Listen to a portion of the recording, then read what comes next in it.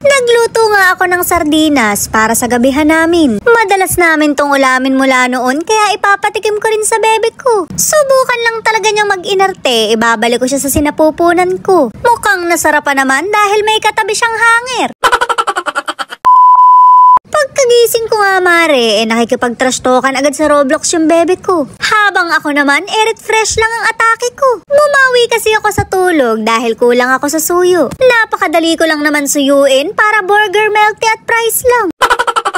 Pagkababa ko nga, may sinaing na yung nanay ko. Busy sa cellphone, nag-i-scatter yata. Pero pinagtira naman nila ako ng ulam kaninang pananghalian. Gabi na kasi ako nagising kaya hindi na ako nakakain. Meron pa namang chicharon na maingay kapag kinakain.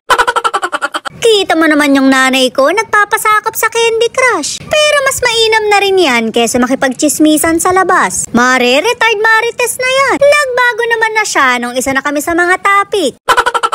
Papunta nga ako ng tindahan para bumili ng ulam. Masarap ang sardinas ngayon dahil napanood ko kay Ivana. Kumain lang naman ng sardinas pero nag-trending agad. Shoot, amare, kahit yata lunukin ko yung lata hindi ganun ang magiging talab. Napakahirap kasi ng step, unay dapat maganda ka. Maganda rin naman ako mare, hanapin mo na lang kung saan banda.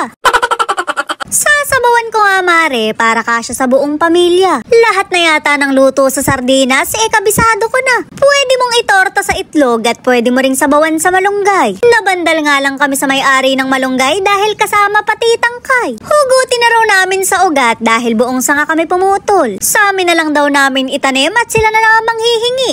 Ang pangit ka banding mare, parang hindi kapitbahay. Igigisa ko nga lang to sa bawang at sibuyas. Lalagyan ko na rin ng miswa dahil miss ko na siya. Kung hindi rin lang naman ako ang makakatuluyan niya, matege na siya. Abay, lugi pa ba siya? Gold na to. Para na rin siyang nagtampo sa bigas na may bato-bato. Sa halagang 70 pesos nga lang, nagkaulam na kami. Marami na ring mabubusog sa murang halaga. Napakamahal na kasi ng bilihin ngayon, ikaw na lang ang hindi minamahal. Sorry mare, balik tayo sa sardinas. Nagluluto lang naman ako dito, nasaktan ka pa.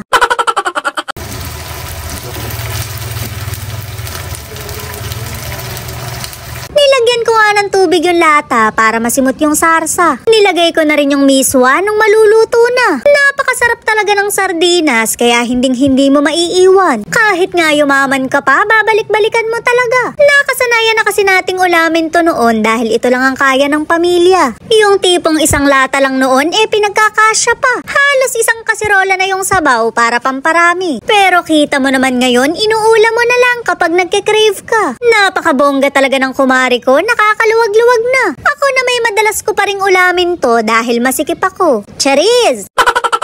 Luto na nga mare, kaya kakain na kami. Kumakain naman talaga nito yung bebe ko pero hindi yung niluluto. Ngayon niya lang matitikman yung nilagyan ng miswa. Mukhang nasarapan naman siya dahil may katabi siyang hanger. Nakakagana talaga yun mare, itry mo lang. Paborito pala ng anak ko to, kaya bukas mag-o-omelette naman ako ng sardinas. Hindi natin lulubayan hanggat hindi tayo nagkakaroon ng kaliskis. Pero mas bongga pa rin mare kapag kinis niya ako. Huy, nasa harapan ka ng anak mo. Bagay na bagay nga to sa chicharon na malutong. Dito na rin ako lumaki dahil nagre-repa kami nito. Syempre tauhan lang kami at vendor naman sa bus nito yung tatay ko. Kahit araw-araw ko tong kaharap hindi ako nagsasawa. Bakit nga mare, masarap ka siya.